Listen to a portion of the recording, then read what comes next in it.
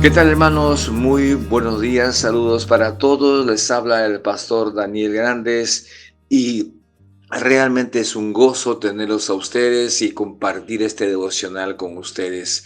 Recuerda lo que estamos hablando, reafirmando sus valores sobre el discipulado.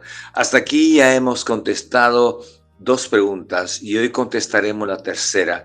La primera pregunta recuerda, ¿por qué hacer discípulos? La segunda pregunta, ¿qué es un discípulo? La tercera pregunta, ¿cómo se hacen los discípulos? ¿Cuál método debemos usar para poder realmente hacer discípulos? Por supuesto que realmente el lugar lógico para comenzar es la gran comisión de Mateo 28:19, ¿no es cierto? Como ya dijimos, el bautismo marca el inicio de un creyente como aprendiz de Jesucristo y luego debe continuar enseñándole que guarde sus mandamientos, recordando la promesa de Jesús realmente de que Él estará con nosotros. Sin embargo, la imagen se llena un poco más en Lucas 24. Y vamos a leer Lucas 24 del versículo 45 al 49. Dice así la palabra de Dios. Entonces les abrió el entendimiento para que comprendieran las escrituras. Esto es lo que está escrito, que el Cristo padecerá y resucitará al tercer día, y en su nombre se predicarán el arrepentimiento y el perdón de pecados a todas las naciones, comenzando por Jerusalén. Ustedes son testigos de estas cosas. Ahora voy a enviarles lo que ha prometido mi Padre, pero ustedes quédense en la ciudad hasta que sean revestidos del poder de lo alto. Ahora bien, aquí hay tres cosas que se han escrito.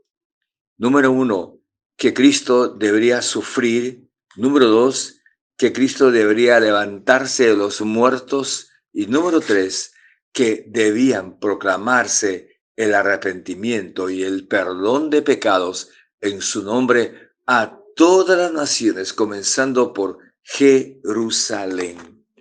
Ahora bien, este mandato se va a cumplir evidentemente, ¿no es cierto?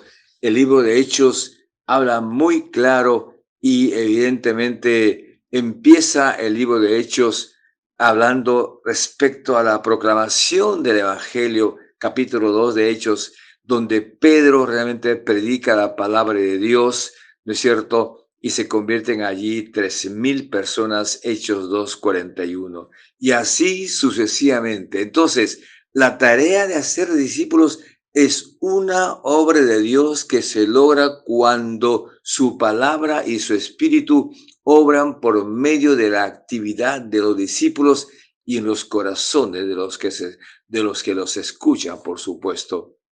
Ahora bien, cuando llegamos a las cartas del Nuevo Testamento escritas a las iglesias que fueron establecidas por los apóstoles en Hechos, encontramos una continuación de estos temas metodológicos, ¿no es cierto? Y para ilustrar, vamos a dar un viaje relámpago a través de Primera Tesalonicenses, ¿no es cierto? Note lo que Pablo les dice a ellos, no solo con palabras vino, sino también con poder, es decir, con el Espíritu Santo y con profunda convicción de Cristo. Y toda la carta de Primera Tesalonicenses, el capítulo 1, es una evidencia clara realmente de que como Pablo empezó a hacer discípulos proclamando la palabra de Dios. Ahora, aclaremos lo que queremos decir al hablar de lo que es el discipulado. Nadie puede ser discípulos si es que no comparte la palabra de Dios. Por eso quiero terminar en esta mañana diciéndoles que esta tarea o que en la tarea de hacer discípulos hay cuatro componentes, ¿no es cierto? Y las cuatro empiezan con la palabra P.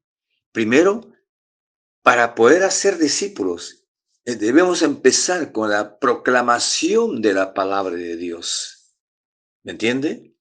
Tenemos que proclamar la palabra de Dios. En esencia, El contenido de la palabra es el plan y la promesa de Dios centrada en Jesucristo. ¿Entiende? Esta palabra de Dios no se divide en dos palabras diferentes. Es decir, en una iglesia alguien está predicando una palabra evangelística y el otro una palabra edificante. No, es la palabra de Dios firme y verdadera para la gente.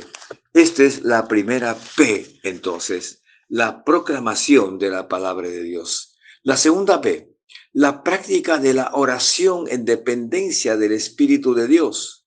La práctica de la oración. Una iglesia que no ora, una iglesia que no busca, que no clama a Dios por la predicación o por el discipulado, no va a haber buenos resultados. Como ya hemos visto más de una vez, Dios no es solo el que concibe el gran plan de salvación en Cristo, sino también el que lo pone en marcha. Dios es quien trabaja.